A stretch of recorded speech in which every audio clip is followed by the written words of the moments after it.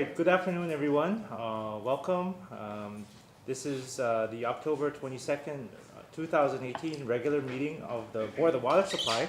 It's really great to see all of you, board members. Looks like we're all here today. Yeah? Except for one. Except for one, okay. Yeah. Good, well, great to see all of you. We're gonna get started here with our items requiring board action. The first item for action is the approval of the minutes of the regular meeting held on October 27th, 2018. And as you know, last month we did not, it was an information only meeting, so we do have to approve the minutes from September 24th, 2018 as well. May I entertain a motion on the floor to approve? So moved. Moved, seconded. Is there any discussion, any additions, corrections, amendments? Okay, hearing none. All those in favor of approval say aye. Aye. All those opposed say nay. All right, the minutes held for meetings held on October 27th, 2018 and September 24th, 2018 are approved. The next item is the adoption of resolution number 892, 2018. This is in regards to our colleague David C. Houlier, and it's a resolution of appreciation. And as you know, David served on the board for many years. He was a very valuable board member for us. Unfortunately, he can't be here with us today, but we do have a resolution for him, and this is what it looks like. Members, can I entertain a motion to approve? Second. Okay, moved and seconded. All those, is there any discussion? I just, on behalf of the department, I just want to express our appreciation for Mr. Houliher's participation as board member for the last 5 years. He's been a faithful attendee of many of the board meetings, so I really appreciate that. Okay, good. Any further comments? Okay, hearing none. All those in favor say aye. Aye. All those opposed say nay. All right, the resolution is approved, and certainly we echo the comments of our manager. David definitely gave very valuable insight into the board. He had a knack for finance, among other things, and he contributed greatly, and we will miss him. All right, well, we'd like to welcome we'd like to introduce our newest board member. We have a new board member, Max Sword. Welcome aboard. We look forward to working together. And I hope it's a little quieter than the last one I was on. I think we're all hoping the same.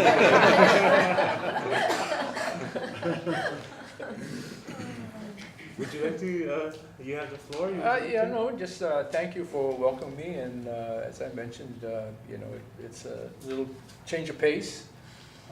And I look forward to working with all of you and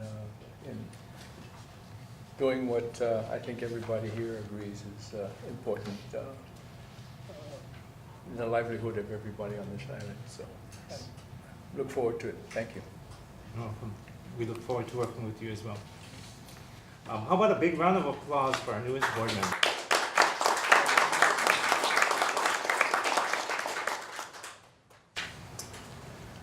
All right, we are going to move on with our agenda.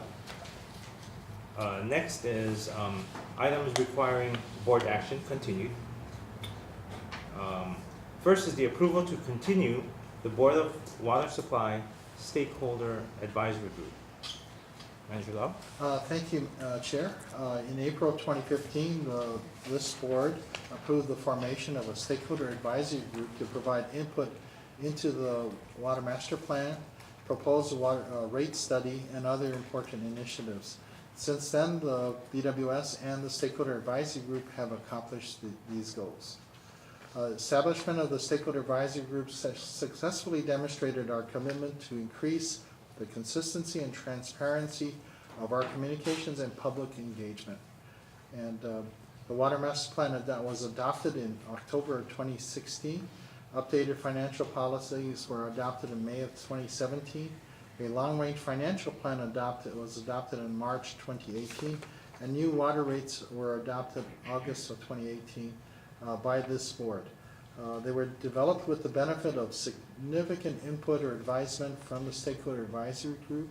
Their inquiry, I would say they're tough questions that cause us to think and to rethink different approaches and ideas, helped to shape our communications and supported clear, transparent outreach to our customers. We see the Stakeholder Advisory Group as a valued resource of diverse community leaders who actively engage with us in providing public input toward our mission of providing safe, dependable, and affordable water now and into the future. They have been meeting for now 3 years, and many of them still want to continue, so that is a testament to their dedication to our community, and we really appreciate that. We have an ongoing need to continue this assistance from the Stakeholder Advisory Group to help us better understand and address needs of key segments of our customer base.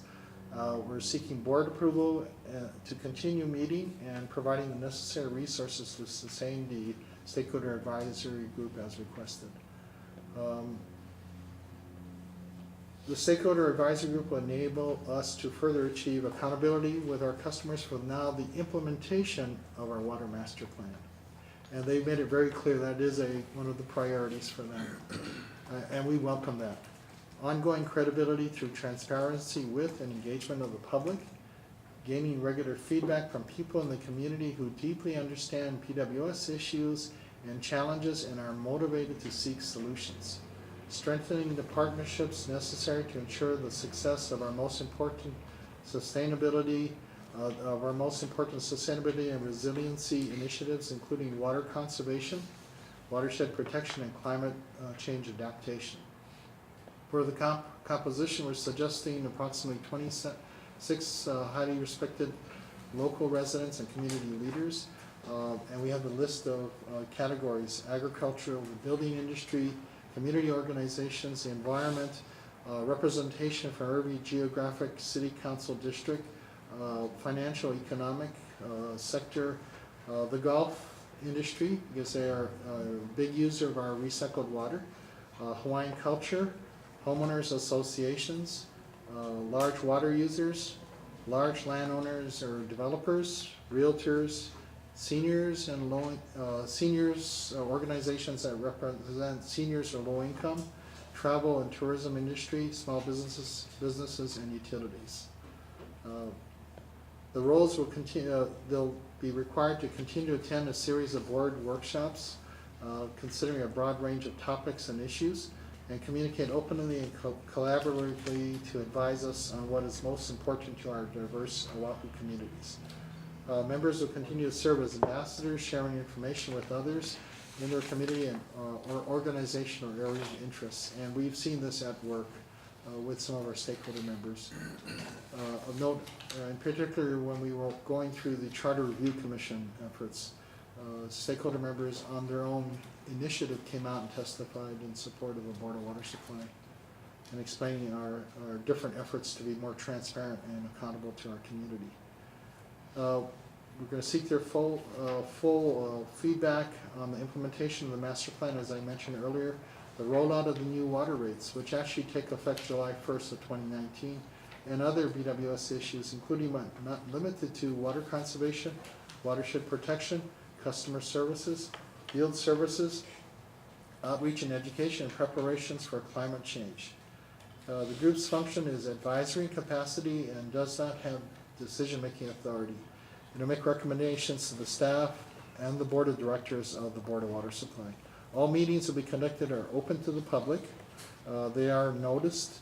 That we do allow for time for public comment for any members of the public if they want to make a comment. Also, meeting minutes and materials are online on our website. So this is our commitment to provide the staffing and resources necessary to support the group meetings, provide accurate and transparent information, and review and consider input and advisement provided by the group. We value their input, and we take it seriously. So we'd like the board's support in continuing the stakeholder advisory group.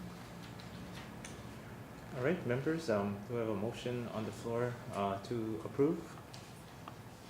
To continue the BWS Stakeholder Advisory Group? So moved. Second. Okay, moved and seconded. Is there any discussion? I'd just like to say I think a stakeholder advisory group is a really important best practice, and I know for me personally, especially with both the water use master plan and the rates, it was very helpful to have their input. So I appreciate their service, and I hope that, I think it's a great idea, and I hope that we do something to sufficiently show our appreciation for all of those who participate, because it's a significant time commitment for folks. Yeah, meetings run from what, 4 to 6:30, Right. and they, for a while, while we were discussing the water rates, were actually monthly meetings Right. for about a year, Right. and many of them came out. Yeah, so. I just have one question.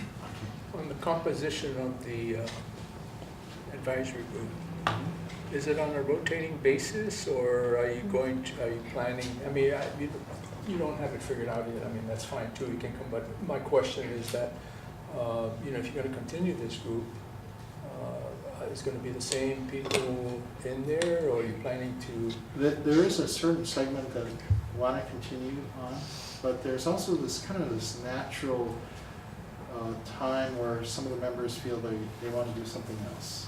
And so we've actually had some turnover, pretty good turnover. Okay, so, I mean, but there's no plans to say, Not to 2 formalize or 3 that. years, formalize the Yeah. rotation on there? It seems to be working out that, Okay. yeah, Interesting to see how it does work out over the long run. that's a good point. So Yeah. now that we're entering actually our second term of the stakeholder advisory Yeah. group, if it looks like we need to establish, like the water board here is five-year terms, and they're staggered. If we want to actually set a kind of a term so that there is turnover in composition. Yeah, and my concern is that you have, if there's just a handful of people that stays through the whole group, through the whole process, you might have that same thinking going along, whereas you don't get any new thinking coming in as time progresses on, and then you have just one group kind of having the same thought going forward. I think maybe you're referring to groupthink. Yeah, Something yeah, like that. some along those things. But like I Yeah. said, I don't expect any answers now, because since this has only been a 2 couple of years yeah. in the whole scheme of things, that we'll see how it works out. And, yeah. So far from what we've seen in this last three years, there definitely is they're not afraid to express their viewpoints. And there's a kind of a wide range of viewpoints expressed. Well, yeah, no, viewpoints that, I have no problem in disagreeing viewpoints and so forth. I mean, that's why you have this. And sometimes thing, for a certain matter, we actually go back multiple meetings Yeah.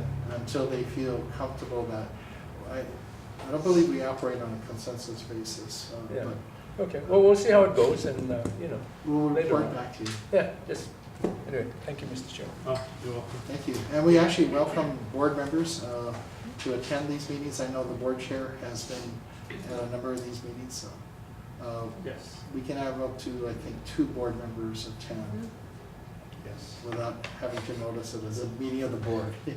Otherwise known as a pig. Yeah, well, permitted interaction group. Yeah, can you refresh our recollection again, Manager Lau? How many people sit on the stake? Is it 2 dozen on the I SAG? think it's about 2 dozen people. Not everybody shows up at all the meetings, but we have kind of a good cross-section representative of our customer base. Yeah, and I did, sit in several times, especially when as a new board member. It was incredibly beneficial for me, to get a little bit more context and get more familiar with some of the things going on. And all of them, and we had a good number show up, because I, surprised I recall 2 dozen. Yeah. And, yeah, definitely, on behalf of the board,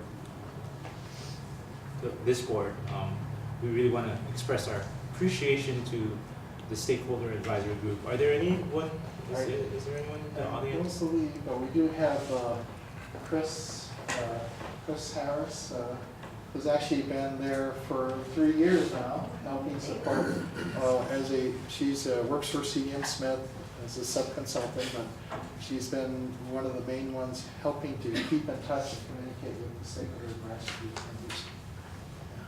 Yeah, and frankly, I can't imagine, what we do without them, actually. Yeah. Super. Thank you. All right, any further comments? Okay, all right, I think we're ready to vote on this. All those in favor of approving to continue the Board of Water Supply Stakeholder Advisory Group, say aye. Aye. All those opposed, say nay. All right, moving on. Item number 4, requiring board action, is to determine the role of the board in the redevelopment of the Beretania complex and creation of a permitted interaction group, otherwise known as a PIG, pursuant to section 92-2.5 of the Hawaii Revised Statutes. Chair recognizes Mr. Mike Matsuo. Good afternoon, Board Chair, Board members. My name is Mike Matsuo. I'm the land administrator for the Board of Water Supply.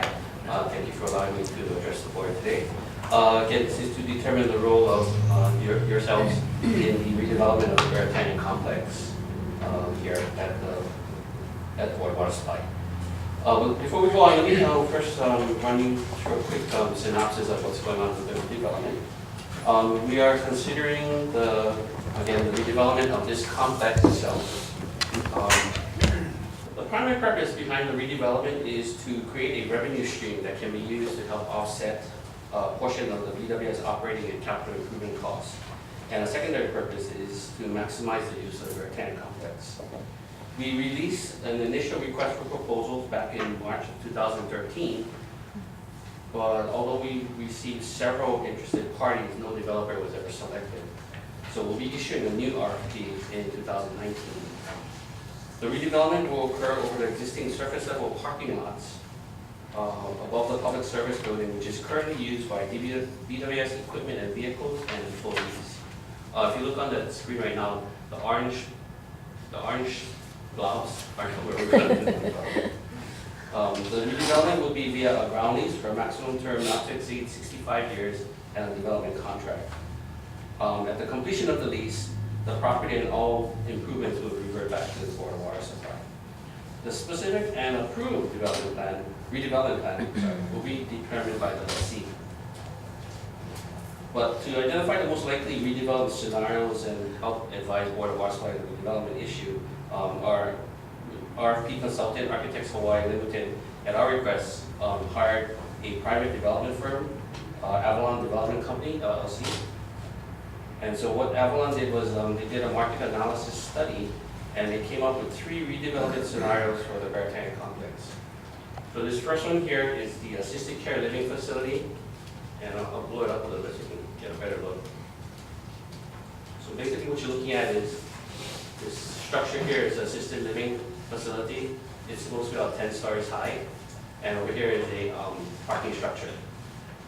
There's going to be some surface level parking that we're going to retain for our larger vehicles and equipment. And then this office building is a 10-story office building which will be built for the Board of Water Supply on the parking lot right above the engineering building. So this is the engineering building here, and the public service building is down here. The second scenario is affordable senior rental apartment. So that's this one here. Newton shows a little blow up here. Again, we have these are the 2 senior rental apartment buildings, the office building for Board of Water Supply, and this parking structure, and of course the more surface level parking there. And the last one is a parking structure. So it's that big orange blob there, and this is a blow up. Again, this will be a little larger parking structure, 1,155 stalls as opposed to 605 stalls, which were in the other 2. and of course the engineering building. We have to move some of our larger surface vehicles up here into the employee parking lot just because there will be no space here for open parking. So as you can see, the first and third scenarios will include the construction of a multi-level parking structure. And although we show a parking structure in the second one, we believe that any developer who would do affordable senior rentals would use low-income housing tax credits. And unfortunately, you can't use those tax credits to build a parking structure. So we have to come up with some other way to do it. Either we build it ourselves or the developer could partner with another developer to build a parking structure.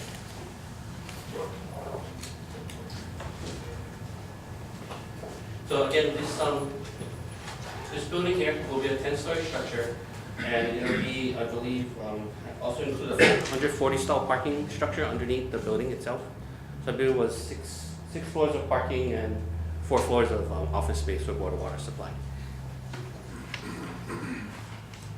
And the new office building that we're looking at is being put into place to provide additional office facilities to support the accelerated capital improvement program, which was identified in the water master plan process.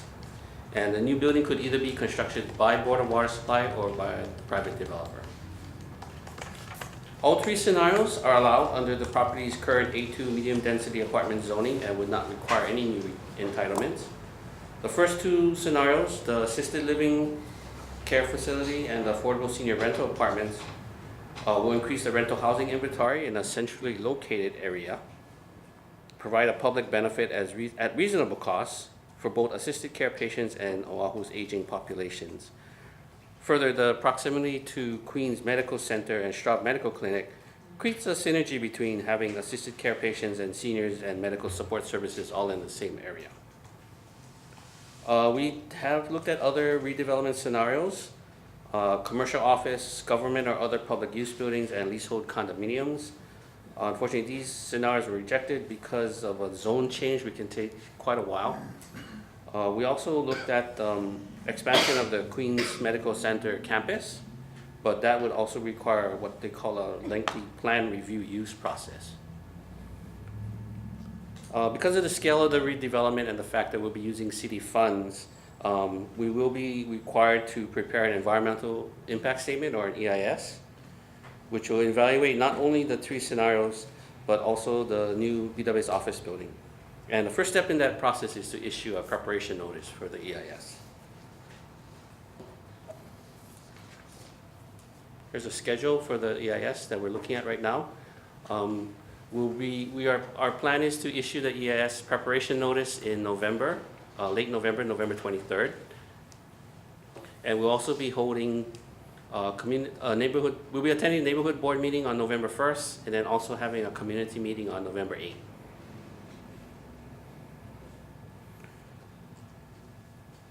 So we're currently working on the preparation notice to come out, and if you have any questions for them, we have staff from Architects Hawaii, their planning consultant, HHF planners, and also Avalon here if you have any questions for them. Ultimately, the board will recommend to the City Council approval of the selected developer and execution of the development contract and consequently the redevelopment scenario. Even though the EIS will only be looking at the 3 scenarios, that doesn't preclude a developer from submitting another development type. If they do that, then they would either have to prepare a new environmental impact statement or do a supplemental environmental impact statement. But these 3 scenarios were what we felt was the best for the Board of Water Supply.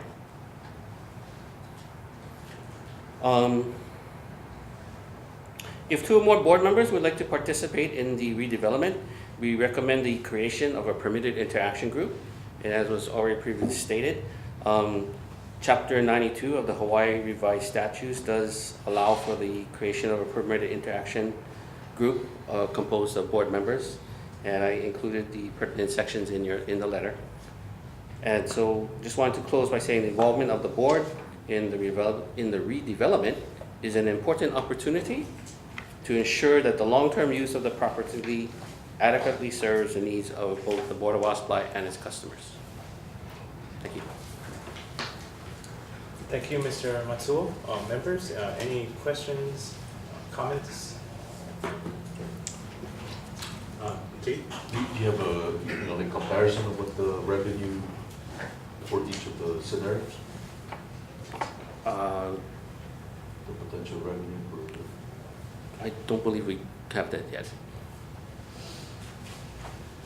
Yeah, because along the same lines, I was gonna ask about the need for, you have on two of the scenarios, you've got parking structures. I know a lot of the medical buildings around here have their own parking. Is there a need for more parking? Yes, there is a So need for that, parking. Even though Queens has their own parking structure, they've come to us on several occasions asking to have parking here. They're pretty much tapped out in terms of parking availability. They have waiting lists, they have people parking at Kuakini and other places. Please, So, yeah. St. Well- Francis. yeah, St. Francis. So their Yeah, parking is, well, along those lines then, I would like to echo Commissioner Butai's question. And if that's the case, you should have at least some revenue, projections based on the need for parking. Otherwise, I mean, if you come up with something, maybe you can build your own parking structure. Because you mentioned that, build it ourselves or get somebody else. So if you can get the numbers and the numbers work, maybe we can do them ourselves. Scenario with- 3, actually, Yeah, which is parking structure. right. 1155. Right. So- I'd be interested along with Commissioner Butai to find out, what's the numbers you guys have. yes, I believe we'll be looking at Okay. that. Yeah. Interesting to find out. Yeah, I'm from Asia, and there's a parking structure, was like a 808 shopping center. They do have a parking structure, can park lots of car, it's just 5,000 square feet. So many layer. Like a parking elevator, car elevator system. Yeah.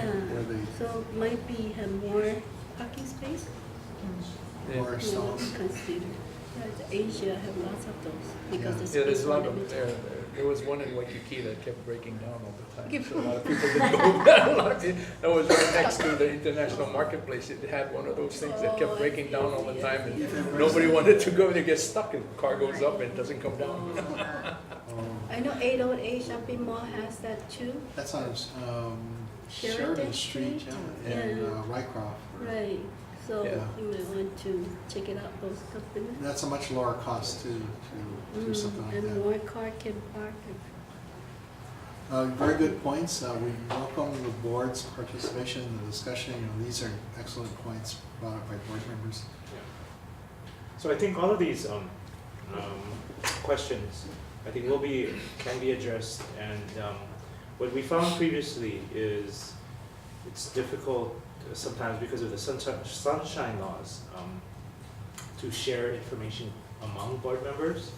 So we've created permitted interaction groups, and what happens is that the PIG, Permitted Interaction Group, is able to meet with staff and Our consultants or even members of the public to more freely discuss the issues involved without running afoul of the Sunshine Law and having that exchange of information and ideas.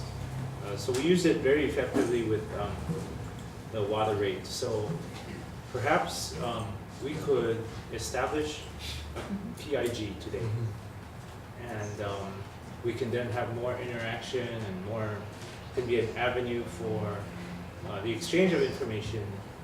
We can flush out the issues there and vet the different proposals more fully, and then perhaps come to the board, the full board, with a recommendation at some point, but also keeping the board updated throughout the process. Right. So perhaps I can entertain a motion to, So maybe moved. before, okay. To form a PIG. Oh, I move that we will form a creation of a PIG for the purposes of determining the redevelopment of a Bartender complex. perfectly stated. Any second? Second. Is there any discussion? Just a question, I believe when we create the pig, we have to list the names of the people who are gonna be on it, right? You need to identify today who's gonna be the members of the pig. Does that need to be part of the motion, or, I probably would have done it in the reverse, to see if you have enough people who want to be part of it, and then go from there. Do you okay, know what I mean? so maybe we can table the motion to establish the pig, and then we can, Ask just who wants to. If there's If interest. there's interest in being in it. Okay. Because you may not have enough people, or Okay. maybe you have too many, I don't know. yeah, I have a feeling on this one we have, The whole board. Any volunteers on the pig? I will say, board member Soon has expressed interest. Ray Soon has expressed interest to be on the pig, on this pig.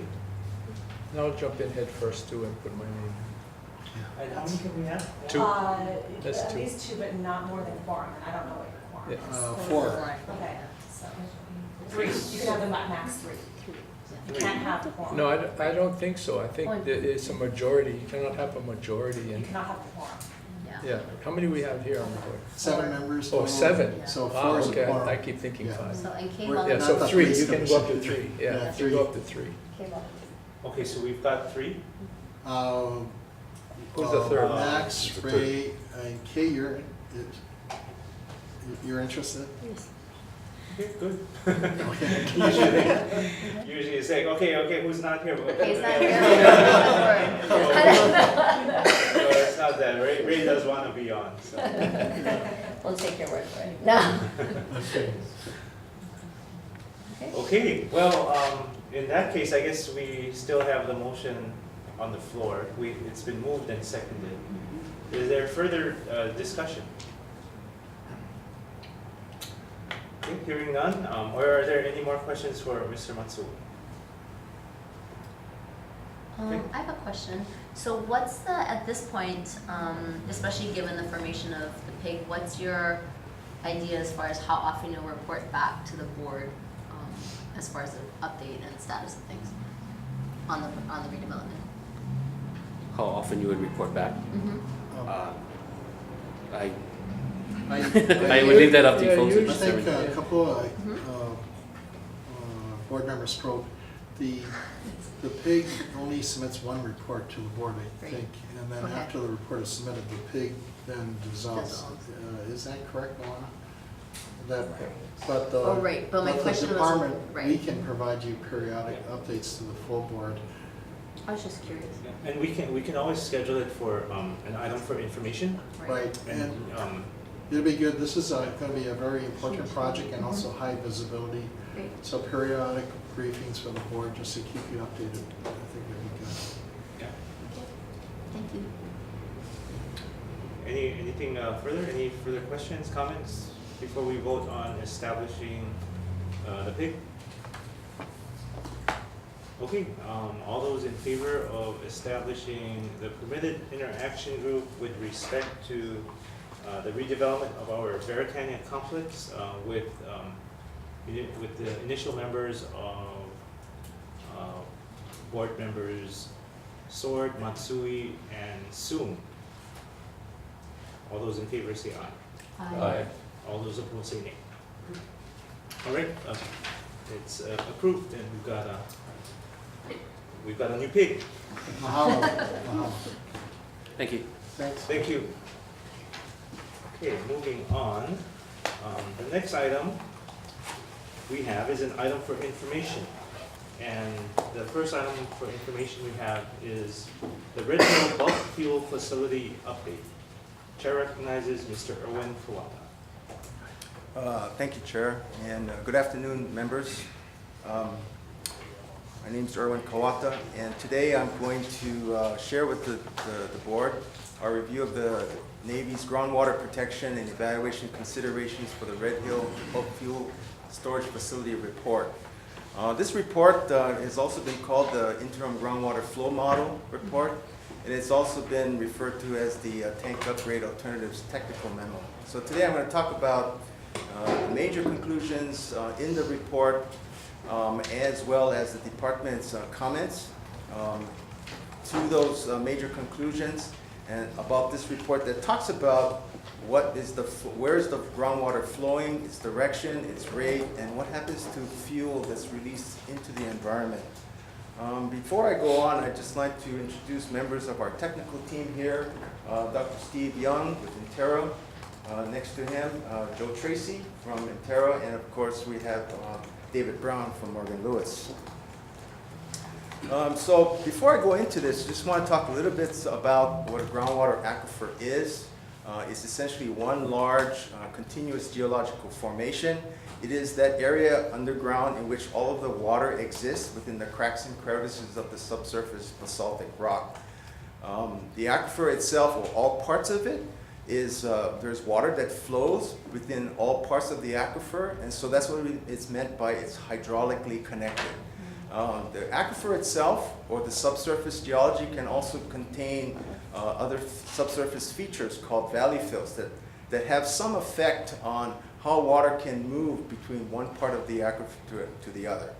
Not much is known about it, and this is one particular area that we certainly need more information on. So what is a groundwater model? It's essentially a computer program that helps to determines the rate of groundwater flowing through the subsurface and its direction. And how this groundwater, or the results of the groundwater that comes out of the model, is really influenced by what kind of data you put into it. Very similar to a hurricane model, where you input certain weather conditions into this model and helps to determine or give you a track of where a potential hurricane could potentially be moving and its direction and how fast. A groundwater model helps to do the same thing and helps to give us a better understanding of something we cannot see, which is in the subsurface. So in a map like this, where we have lines drawn, and you've seen maps like this before, it's really not meant to depict that there is actual boundaries between one part of the aquifer or the other. The entire island is essentially one large geological aquifer beneath it, but the lines have been drawn in here as ways to manage water withdrawal and use within certain parts of the aquifer.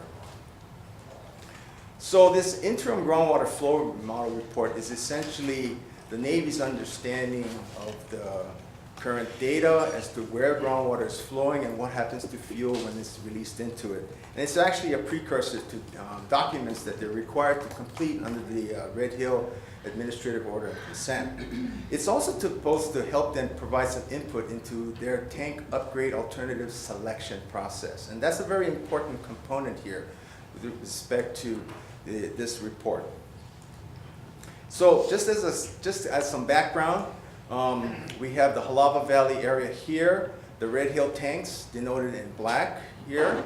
The yellow line denotes the property boundary area of where the tanks are located. The blue dots here is a number of monitoring wells that the Navy has installed to help collect data, specifically, amount of any contamination in the groundwater, understand the subsurface features. The Navy's Red Hill shaft, or drinking water supply, located toward actually to the south of the tanks. We have the Mauna Loa Freeway. We have H3 up in here. The board's Halava shaft is located to the northwest, slightly less than a mile. We have the Halava Correctional Facility and Industrial Facility located here. So what we're trying to understand, or this report is going to be talking about, is where is groundwater flowing? Typically, what's basically known today is that groundwater flows from mountain to the sea, or Mauka to Makai, in this direction. And of course, but there's also some information of groundwater flowing to other parts within this particular area. Some terminology that I'm going to cover in here. Vadal zone is one. That is what is called the unsaturated, all the rock that's unsaturated, that has no water, that's accumulated in. That part of the vadal zone, or unsaturated rock that has water, is called the saturated zone, or the aquifer itself. The aquifer, as it forms a water table. And there is, the tanks are located approximately 100 feet above, the bottom of the tanks are 100 feet above the groundwater table. And at the bottom of the tank, there is a lower access tunnel that is where the pipeline is located, how the Navy can get access to the individual tanks, and that's in the bottom of the tanks located here. Okay? So, the major conclusions. First of all, with respect to groundwater flow, it's saying that all of the groundwater is flowing, it goes only towards the Navy's Red Hill shaft, or the Navy's water supply. It doesn't go anywhere else, irrespective of how much water is pumping from other neighboring water sources, namely the Halaba Shaft or Mauna Lua wells. Irrespective of any pumping and whether the Navy's Red Hill Shaft is pumping or not, all the groundwater is captured or targets Red Hill Shaft. Okay? Second, though, with respect to fuel releases called NAPO or light non-aqueous phase liquids, all of this liquid that was, especially the release, didn't appear to impact any of the monitoring wells. I showed you earlier the Navy installed a number of monitoring wells. That release didn't impact any of those monitoring wells, and that all of that release actually stays within the unsaturated or vadose zone in the upper 1/3 between the bottom of the tank and where the water table exists. Okay, that's what this report says. So it stays within the vadose zone and goes nowhere else. The other feature with respect to the NAPO or the light non-aqueous phase liquid is that it hasn't been measured in any of the monitoring wells. So one key thing, red notated here is our comments or clarification points that we would like to draw out and point out. With respect to NAPO, there is that part of the fuel that does dissolve into water. And so NAPO by itself does dissolve into water. Okay, so when we're saying that it hasn't been measured, that's not really quite what we're observing. We do observe components of the fuel dissolved into water, and that's what's being recorded in the monitor wells. With respect to release, my apologies for the small print, but the report says that a chronic release, chronic means happening all the time, all right?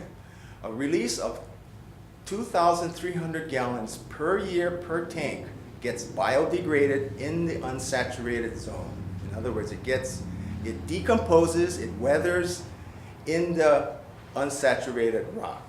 And a sudden release of up to 120,000 gallons also stays within the unsaturated part of the rock, and it doesn't have any effect on the Red Hill Shaft to cause the level of the petroleum in that water to exceed any kind of human health limits. In this particular case, it's 400 parts per billion.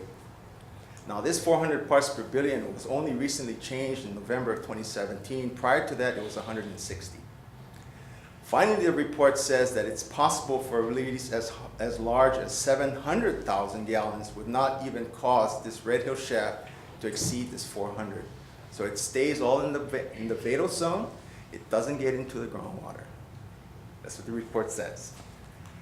So with the idea of capture zone, I wanted to depict what was meant by a capture zone. Here we have Red Hill Shaft. We showed you earlier the tanks. You see the blue arrows here. It's showing a direction going all towards Red Hill Shaft.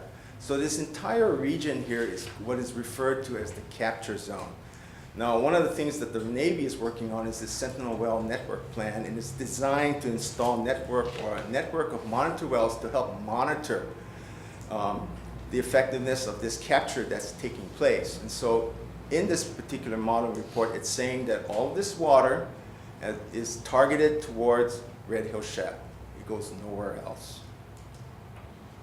So with respect to the capture zone, we know that we did pump tests where we pumped different wells at different rates and to observe what happens to water levels throughout within the area and across the valley. And we did find that we saw responses or reactions happening going across the valley as well as down the valley. There is a monitor well in this area in Mauna Lua Valley called DH43, and when we pumped Halaba Shaft at its maximum, we saw water levels getting affected here. So that data is real data that tells us that when we have changes in pumping and we see changes in water level, not only down the valley, but across the valley, that water flow is not limited only to one direction. Another thing about the groundwater monitor well that it needs to be able to do is to be able to reproduce in measurements that we're taking out in the field or in real life. And one of those measurements is groundwater levels.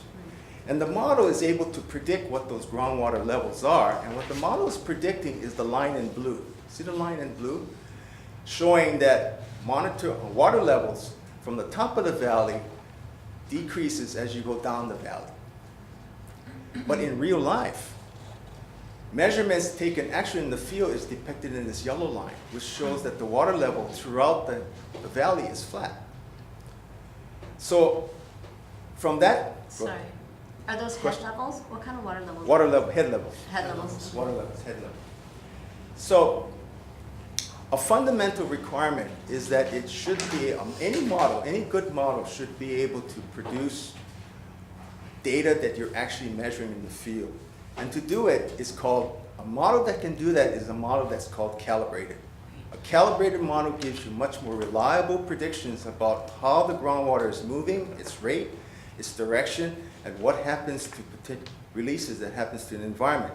But in this case, the model is not calibrated, and that is a major concern to us. The next thing it talks about is that all of the fuel stays within the vadose zone in the upper 1/3 or just below the lower axis tunnel. Well, this conclusion was based on temperature measurements that was taken in this particular area, and it was just basically said they saw elevated temperatures here, and they equated that to it staying within the vadose zone. However, elevated temperatures have also been recorded when we have fuel or NAPL located in lower depths, deeper parts of the aquifer. So this is another area that we have questions about in terms of whether these conclusions are really matured in terms of in making scientific sense. Finally, it said that all of the fuel is weathered. It decomposes and stays within the vadose zone. We've actually recorded petroleum contaminant concentrations in the groundwater. And the question that we have is, if petroleum releases stays within the groundwater, how did we measure this? How did we measure petroleum constituents in the groundwater? Just a correction, actually, this is based on data that the Navy collected from their monitor wells. Right. Not BWS. Yeah, this is monitor well number 2. This is the Navy's monitoring well. This data all collected by the Navy. The conclusion also stated that the 27,000 gallon release had no effect on its monitor well. Well, we saw a response here in January 2014, shortly after the release was reported. So a couple of things here that also gives us pause and question about with respect to these conclusions. And finally, in terms of the amount of releases that could happen, and they're all staying within the vadose zone and not impacting Red Hill Shaft, we have very much some issues with respect to this particular conclusions. We don't see data that's collected from the field to validate this particular conclusion. Certainly, too, degradation is only good as the amount that's released. If you have a 700,000 gallon release, that could potentially overwhelm nature's ability to degrade. We don't dispute the fact that nature there is decomposition that happens within nature, but the amount and effectiveness of that decomposition is really based upon the amount of contamination that's present and released. EPA, too, and Department of Health had a number of issues with respect to the conclusions and the Navy's modeling work that they're continuing. I'm not going to go through all of these, but all of these particular areas touch upon all of the areas that I just talked about and are very consistent with the comments that we've already submitted to the regulatory agencies. So with respect to the model simulation, it doesn't match water levels observed in the field. It's unable to replicate the pumping test data that shows changes across the valley. And it doesn't account for all of the different subsurface features, such as how fast water is flowing through the rocks, different kind of preferential flow paths that could exist, and of course, an overestimation of the influence of valley fields on how it affects the water flow across the valley. In the meantime, the Navy has issued this stakeholder letter in August of this year, indicating their continuation or the desire to continue the existing tanks and its maintenance as their best available practical technology or choice for a tank upgrade. So this report starts to beg some questions with respect to, is it meant to justify fuel releases into the aquifer as a way of maintaining the current operation? I start to ask those kinds of questions. From our standpoint, the regulatory agency should not approve this report. It should not be used to make any kind of tank upgrade selection and decisions. From the board standpoint, we continue to call for the most protective option as either secondary containment or removal or relocation of the tanks away from the aquifer. And I have any questions. If you have any questions, I'd be happy to answer them. Members, any questions for Mr. Kawata? I have some questions. Sure. This is a little confusing for me based on my understanding of some of the other work that's been done in the area.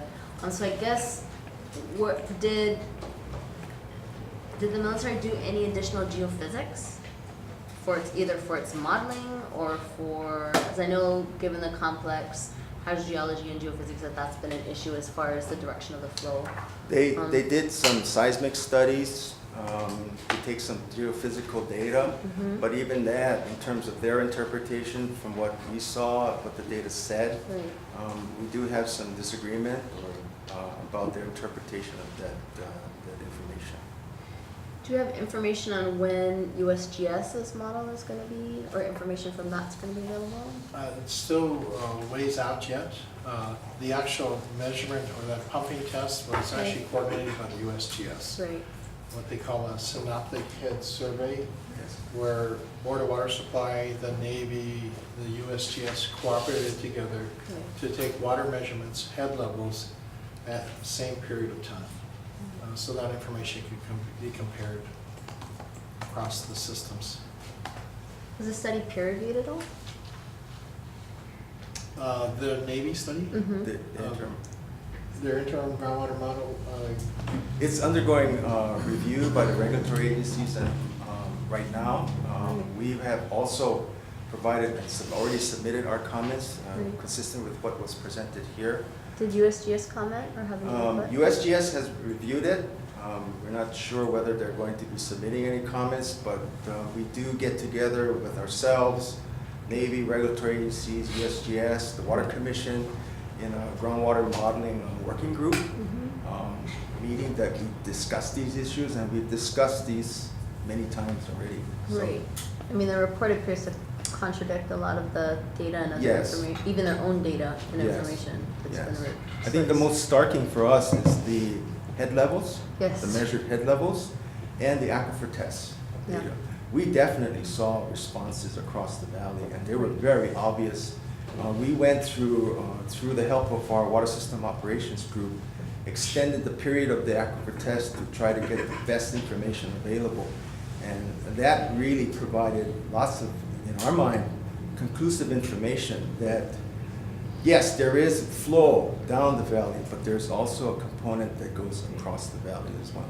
Yeah, my concern is that, my understanding was that there was field detected upgradient of the spill, which is. There was a report in monitor well number 4, which is a gradient. It was detected very early on in the mid-2000s, the 2007, 2008 era. There hasn't seen any kind of detections ever since. there was also detections at the Water Commission's deep Yes. monitor well. Yes. That's what I was gonna ask. Yeah, HDMW 2253-03. And that is also cased below the top of the water table. And there were some detections there, field components. And that's on the opposite side of the correction facility. Yeah, so this is very concerning for me because it just appears to contradict much of the information and data that we already have. One of the assumptions that the Navy made in their model is that the basalt, the underlying basalt is homogeneous, and we all know that's not true.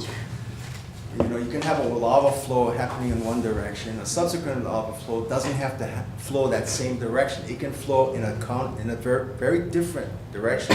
And when you have several different layers of flows piling up on another, you have a subsurface that's extremely complex. Right. And it cannot be homogeneous. And that's one of the assumptions that the model made that concerns us quite. Well, hopefully much of this information should be resolved by the 3D modeling that USGS is doing, right? Because I mean, they've Right. taken into consideration the geophysics. I remember when Dr. Oki made the presentation to the board, I mean, he showed us that the geophysics and the geophysics just is not the same as what they're reporting, or the assumptions that they've used. Yeah, unfortunately, I think they're on timeline to select the tank upgrade options Right, either by early next year right. and not really wait for the USGS model to be completed, which does take time because it is also extensively peer reviewed. Right. It's accurate. currently. So what would your recommendation be, Erwin, as far as how we should proceed, given, I guess, the staff's concerns about the adequacy of the report? Well, we've continued to, you know, over the last almost 2 years now, as we were going through this groundwater modeling working group, stated all of our concerns with respect to how the Navy is progressing with the model. There is a final, you know, model report that's due at the end of the year. We continue to talk with the regulatory agencies, asking them to encourage the Navy to revisit the model and their assumptions very seriously, and to reconsider the position and the approach that they're taking. And we're going to give the regulatory agencies that opportunity to do their job, and but we'll be continuing to speak with them and monitor the situation closely. And I have a concern for us as board members. I mean, we have a fiduciary duty under the public trust to protect the groundwater resource, and just have concerns about, significant concerns about the way this is proceeding. Have we communicated this August 15th letter from the Navy? Yes, sir. Did they have a public meeting on this already? Not yet. They have not held a meeting yet. There was plans to hold one, but it will probably not happen till the later of this year at the earliest, but most likely early part of next year. But it hasn't happened yet. The regulators, EPA and DOH will hold, once they get this recommendation, they'll also hold a public hearing. Yes. I would say public meeting to solicit input. I am not sure what the format will be, but they've acknowledged to us that they'll hold at least one meeting. Okay. And we've communicated these concerns to the regulatory agencies, DOH, EPA. Yes, sir, and also provided comments to the Navy and shared our comments with USGS as well. They were posted on our website about a little over a month ago. Any response from? No. No, we usually don't get a response. Okay, so what, how many comment letters have we provided so far? 115. And how many responses have we actually received? Maybe 3, 4. Okay. Are there any other questions? Any other questions, members? Yes, sir. On the response, the letter, that's the letters to the Navy, right? All of our comments go to the regulatory agencies, so they're addressed to EPA and Department of Health, but we copy the Navy on every one of the Oh, responses. so it's true, okay. Yeah, Yeah. we send a copy to the Navy.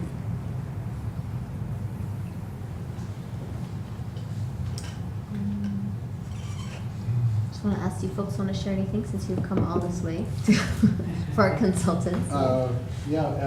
Anything from our consultant team regarding interim now and full model? I'd be glad to. Steve, maybe you can Yes, introduce yourself? sure. I'm, Give some background. yeah, I'm Steve Young. I'm with the company called Interra. I'm a hydrologist and groundwater modeler. My experience has been working at DOE facilities, typically on the Navy side, but I have worked on the EPA side, both sides.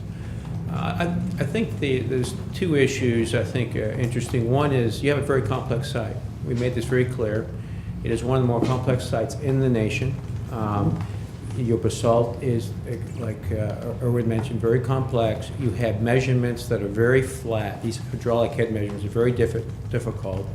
And despite of this, there's been comments made not only by ourselves, but also by Department of Health's regulator. This is SME, a subject matter expert. This is one of the most undercharacterized sites there is. The data is very, very data poor. They, I think there was a little dragging of the feet. They started to get it out there a little late, so the information they should have had to make decision wasn't available.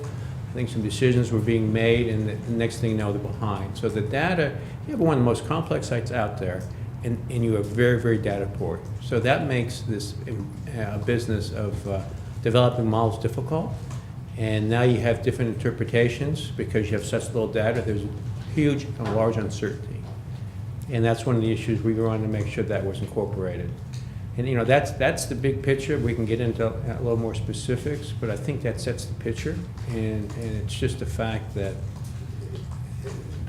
the model that they have when they're presenting results, they're presenting results from the model, not from interpretation of field data.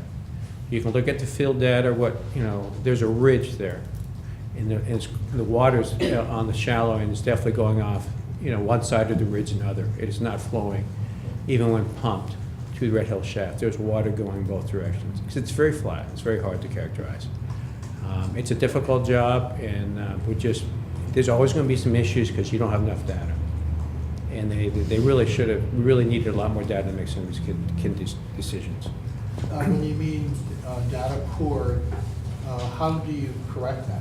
Well, there's one of the things that's an issue. We mentioned, how fast water moves and where it goes. You need hydraulic tests, in the wells and just pump them and look at responses. And that's only been done just recently. None of that data existed until a couple of months ago, and yet the model has already been developed for the test. So a lot of it's actually going out there and testing the wells that you have by pulling water out and looking at the response to the water levels around it. And a key part is actually looking, when you draw maps, and mathematically looking at where you're sure about some interpretation and where you're not, you need to put more data in.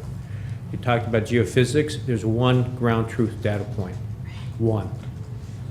And that's debatable, and EPA's debated it, we debated it, because we tried to figure out what's salts are weathered and unweathered.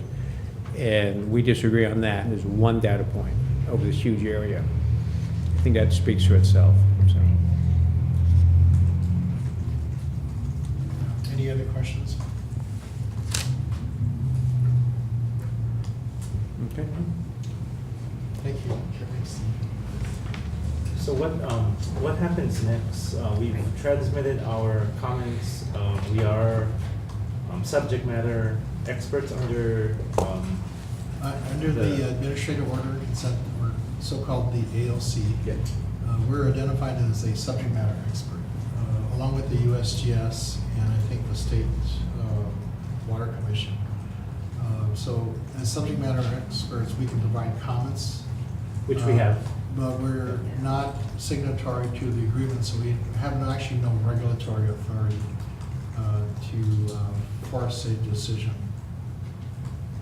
It lies solely with the EPA and the Department of Health to make the final decisions. Okay. Thank you. Members, any questions? Okay, thank you for the update. Thank you. All right, next item we have today is the update on the 2018 to 2022 Board of Water Supply Strategic Plan and Water Master Plan Performance Metrics. Chair recognizes Deputy Manager Ellen Kitamura. Excuse me. I'm trying to get over a cold, so hopefully I don't lose my voice. But Good afternoon, Chair Andaya and board members, and welcome Board Member Sword. Congratulations on your appointment. So this afternoon, I wanted to give you a brief update on our performance metrics for our Board of Water Supply Strategic Plan and Water Master Plan. So what you see here is a table of the metrics that we have just numerically identified for a strategic plan and also the water master plan. So for the strategic plan, I'm going to go over that first. We did have 9 metrics, 7 of which we've met or are on track to meet. 1 that we missed our target by 10% or less, and 1 that we missed our target by 10% or more. So I'll go over that first, and then I'll follow that with the water master plan. So these are the 7 goals that we met.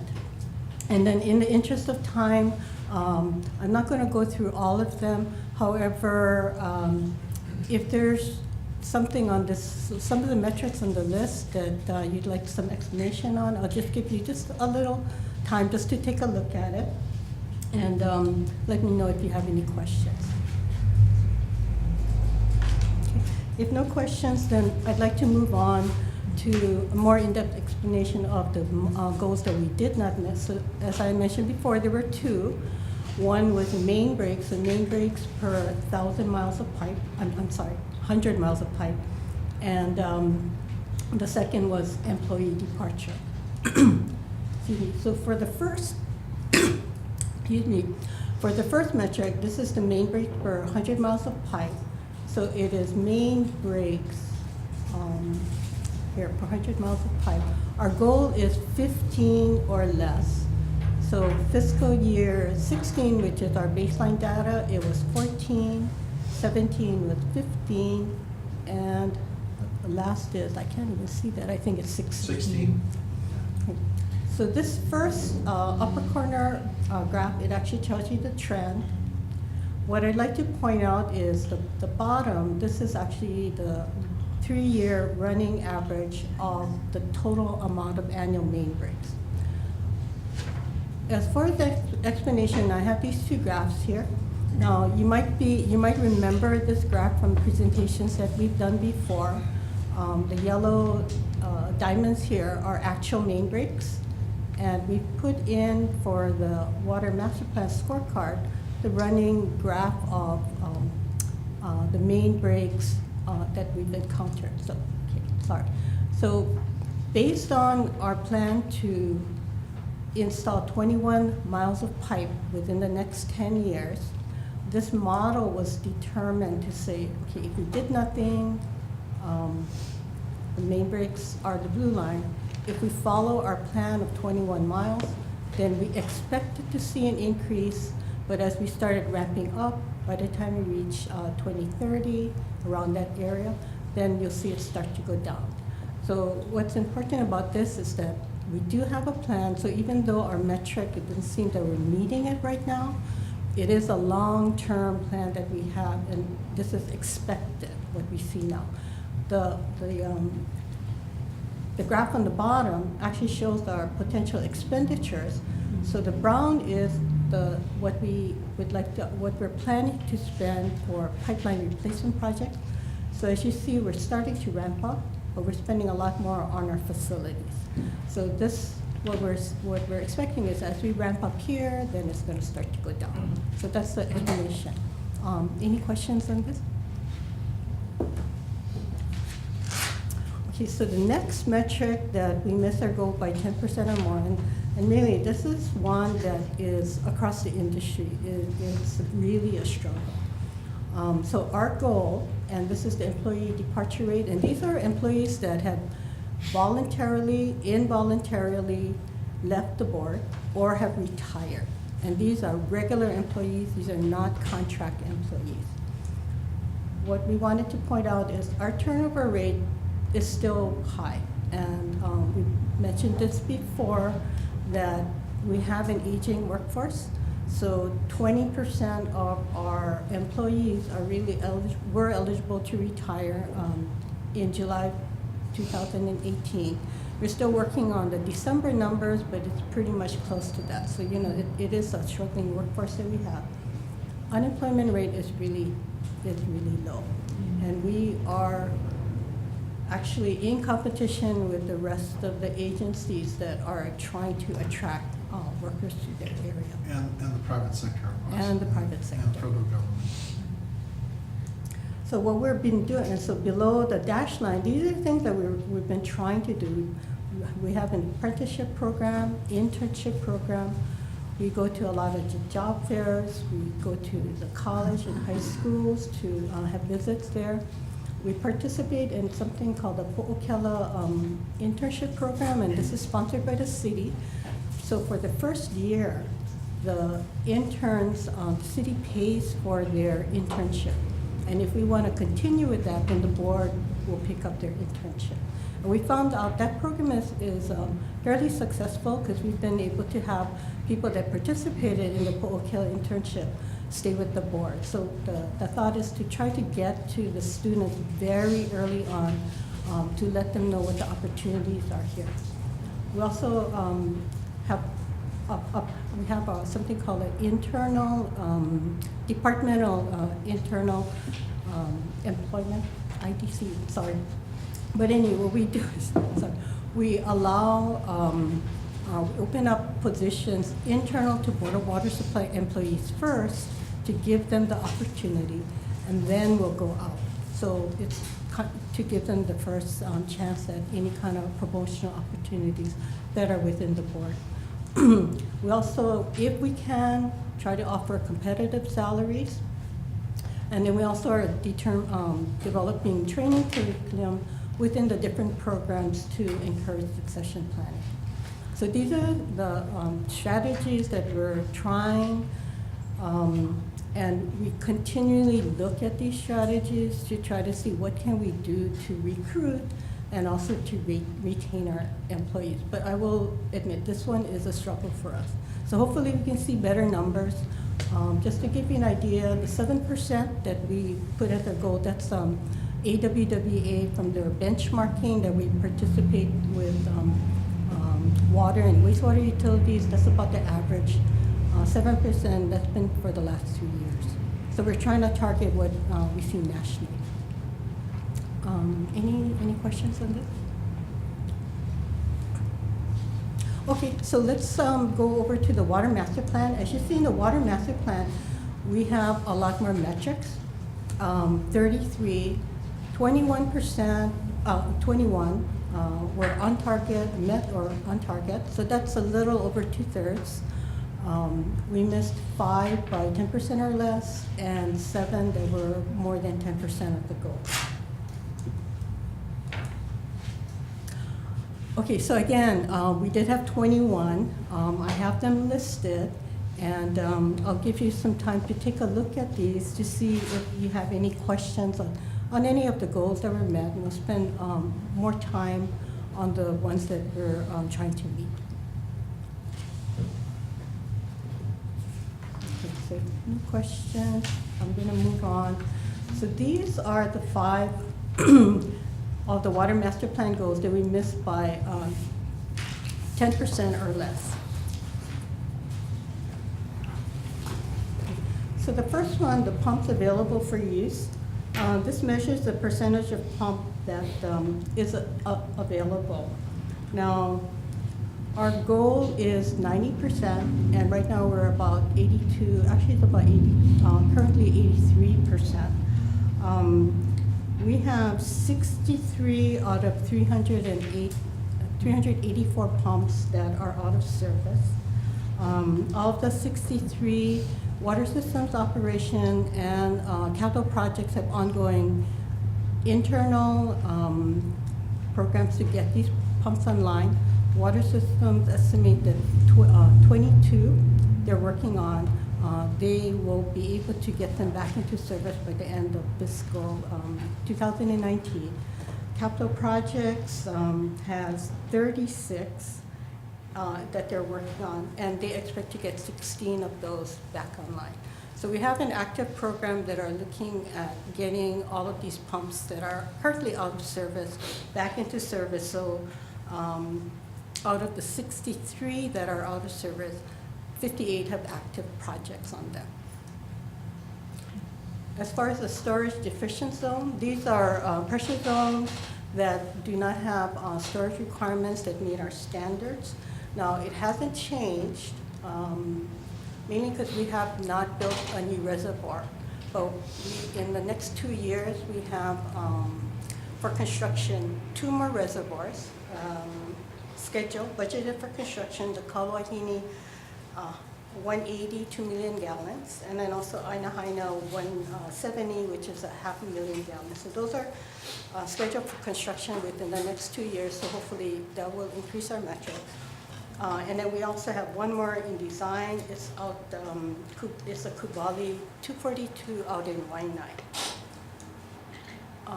And then I'll talk, the pipe breaks actually we'll go over, we had gone over before. The fire hydrant supply. Now this one is a hydraulic model that was run to look at, to see how the percentage of fire hydrants that did not meet the standard. So the initial analysis was performed about 2014, 2015. It's going to be updated every 5 years, so you haven't seen a movement in here. But what we're anticipating is with the pipeline projects that are put in, those areas, the fire hydrant, fire protection will be brought up to standard. So as we increase our pipeline miles, we expect to see this metric to change. However, it's a hydraulic analysis that needs to be run. So any questions on this? Okay, so I just put this in for context, but then it's the explanation why we didn't meet our metrics, but really because of what we're planning to do and our projection, we're expecting to meet our goals later on in the years. Okay, so miss our goal 10% or more. So the first 3 is watershed management, conservation. These are new programs that are in development. We just started budgeting monies to support our watershed management, sustainability projects, and also for conservation. So you can see it's trending upwards, so we're expecting this to improve within the next few years, but we're continually to look at what kind of programs we can provide, especially for conservation. We have an active rebate program going on, and we're hoping that by working with our state partners that we'll be able to increase. So these are mainly budgeting, and because the program is kind of new, it's starting to grow.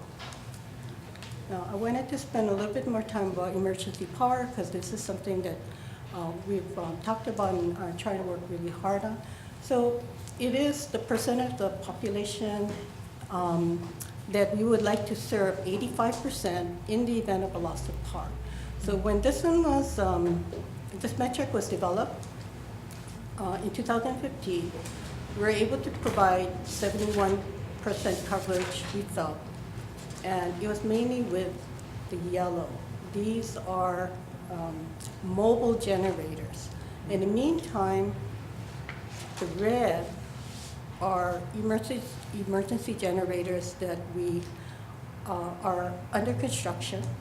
And as you can see here, 5 permanent generators will be installed within the next 2 years at 4 of our critical stations. And in December, the big one here at our Duratania station, we expect that to be completed. So what this is saying is that for the mobile generators that we have, that's the yellow, and the ones that we rent, which is the cyan, then we'll be able to redeploy those to the other facilities and provide better coverage. So we're hoping that this status will change. Any questions on this? We're also looking to purchase more mobile generators too. And hopefully we'll get one from FEMA, paid for by FEMA funds, 500 kW units that we are having the budget to purchase a 900 kW unit this fiscal year, mobile unit. Okay, so for the last 3 metrics that we did not hit, Wanted to spend a little time on the pipeline replacement. As you can see, it is red, and one of the reasons for that is we're starting to ramp up our program. And what you see here in the cyan is a 3-year moving average of pipeline that we actually installed. And based on the plan that we have to move up to 21 miles installed, the orange number is the metrics that we need to, that we're planning to hit during the year as far as, or each year as a moving average. And then this is based on our capital improvement 30-year CIP project, our 6-year CIP project. I wanted to give you an idea is that even though it's red here, it is going to take some time to build up, because for us to hit our 21-mile goal, we're going to actually have to be in 3 consecutive years able to put in 21 miles. But there is a plan here just to show that it's long-term. And you know, this is some metrics that we're going to be reporting to the board every year. So we'll update this, and you can see how close that we're getting to it. So the other 2 metrics that we did not hit was the high-risk pipelines. So these are pipelines with high-risk scores. Early on, there was about maybe 200 miles of pipe that were considered very high risk. And those are all wrapped into our projects. And we're anticipating is that as we replace these pipes, then those high-risk scores will also improve. The other last metric was something called a PWA, and this is the pipe wall assessment. So we had a software identify which pipes we should spend a little bit extra time assessing the thickness of the pipe wall. Now, those are also wrapped up in the pipe replacement program. And then another thing that's happening is we actually changed the software. So we're going through kind of a reanalysis. But what we're hoping is that because of the initial analysis and it identified these pipelines that needed to be take a closer look at and also to be replaced, that it's actually wrapped into our pipe replacement program, and then it'll be taken care of. Okay, so any questions? I know engineers, we just love numbers, but this kind of gives you kind of a snapshot of, or a quick update of the metrics that were identified by the board, strategic plan, also the water master plan metrics, and then how we're doing. So I'll take any general question. Any questions? Members? Okay, we'll do I have this a again. question. Oh, yeah. So on the, it seems like for the water master plan, the goals that we've missed by more than 10%. And I'm looking specifically at the bottom 3, high-risk pipelines, pipeline, R&R, and PWA. Mm-hmm. They're all related to the pipeline replacement. Correct, yes. And how are we looking for 2019? Actually, I might have to ask Jason. We're on target with the plan. It's 5. there's a plan to get to 21 miles, and we are on target. Yeah, could I get the presentation back, so? One thing to keep in mind, the cyan bars are based on the 3-year average. Correct, yeah. So, The orange bars represent an annual amount target. And the target goal is the 21 miles is the 10-year target. Yeah, but then to get a 3-year average in cyan, we have to actually do that for 3 years, consecutive years, and then it'll go up to, the cyan will go up to 21. yeah, so what we're interested in is as we keep on monitoring this and reporting, that cyan bar matches very closely to what you see in the orange. And if it doesn't, if it goes higher, great. If it goes much lower, then we're going to have to reassess. Okay. So this is based on the projects that have been identified throughout the years for the 30-year water master plan to be replaced. And then, based on the design and construction schedule, the anticipation of when it's actually going to be installed. So it will take time to actually get there. That's why the board was wise in selecting a ramp-up time frame to increase our pipe miles per year. Okay, so the next benchmark though is 2019, well, at least the way I look at it from here. We're on target for 5. Right now, it looks like it, yeah. So we'll find out in a year when I come back here. That's why, we also, our stakeholder advisory group are gonna be looking at this. And I think this was shared this past week with the stakeholder group? No, we actually ran out of time, so Oh. we're gonna do it the next time around. So, later this year. I think it's January. January. We're meeting every quarter now. Every quarter, yes. Okay, Okay, thank you. Thank you, thanks, Anna. thank you for the report. Moving along here, the next item is the status update of groundwater levels at all index stations. Chair recognizes Barry. Joe? Oh, I'm sorry, I skipped this is one. the, This is number finance- 3, financial update for the quarter ending, or that ended on September 30th, 2018. Chair recognizes Mr. Joe Cooper. Joe Cooper is our waterworks controller. Good afternoon, Chair and Dia board members. This is our financial performance report for the first quarter of FY19 from July through September.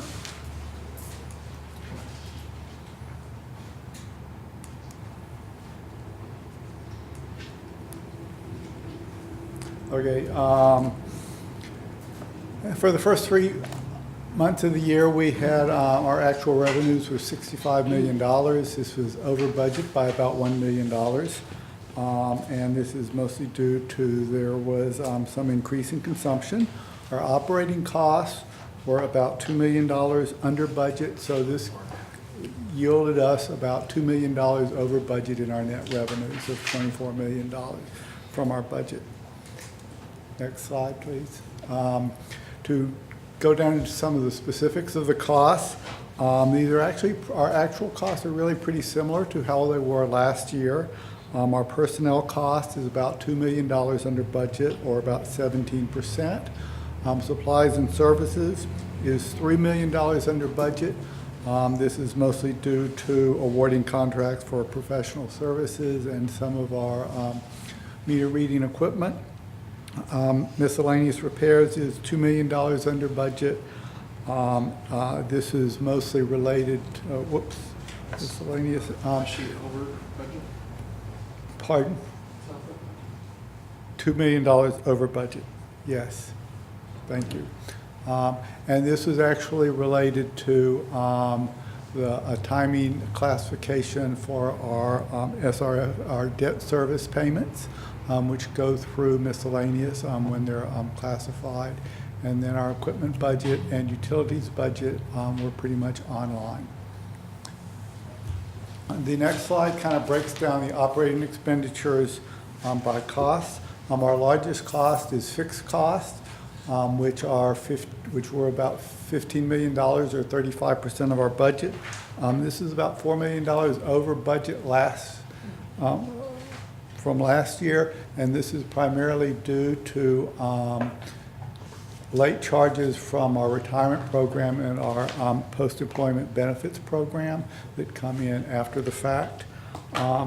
Materials and services is our second largest category at about 30%, followed by personnel services at 24%. Next slide, please.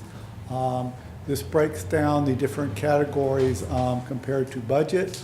Again, except for the fixed charges and the retirement-related expenses, our other charges categories were under budget. Next slide, please. This shows our operating expenditures both for each month and then running total year-to-date. And year-to-date, we are about 2.5% below our budgets. Final slide, please. And this shows our operating revenues, both for each month and running average. We are about, again, 2.3% over budget for the year-to-date. That concludes my presentation. Are there any questions? Thank you very much. Thank you. Thank you, Joe. Next item is a status update of groundwater levels at all index station. Chair recognizes Mr. Barry Usadawa. Mr. Chair and members, we have no groundwater index wells in low groundwater status as of September. The potable production was 136 million gallons per day. That's about 20 million gallons less than the same time last year. And that's largely due to the large hurricanes and tropical storms that we've had in August and September and August and September. August was like 267% of normal. Sorry, 267, and in September it was 154% of normal. So because of that high rain, the more it rains, the less production we have.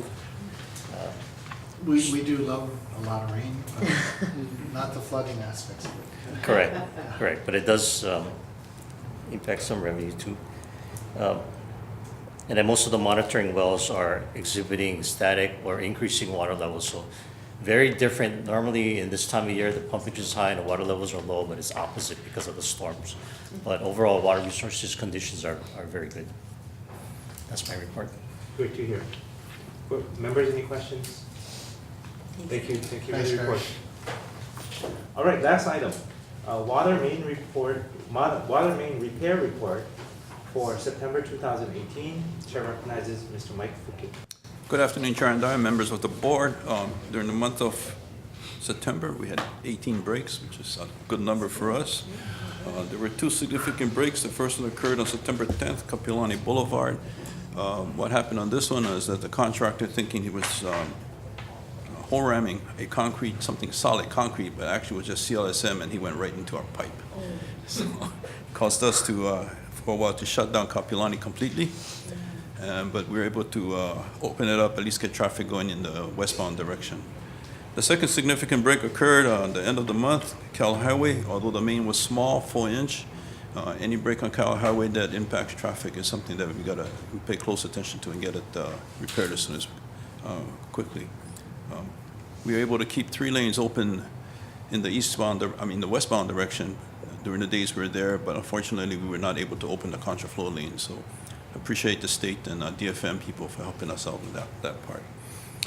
Leak detection, did 26 miles and we repaired 3 clamps that was leaking before it got into be a major problem.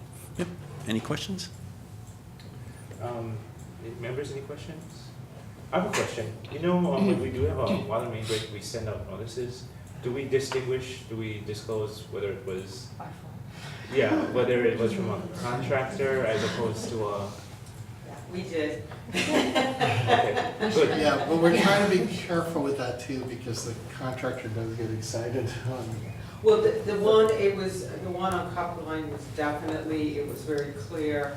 And we obviously try to be very polite about it, but if it is a contractor, we know for a fact that we do indicate that.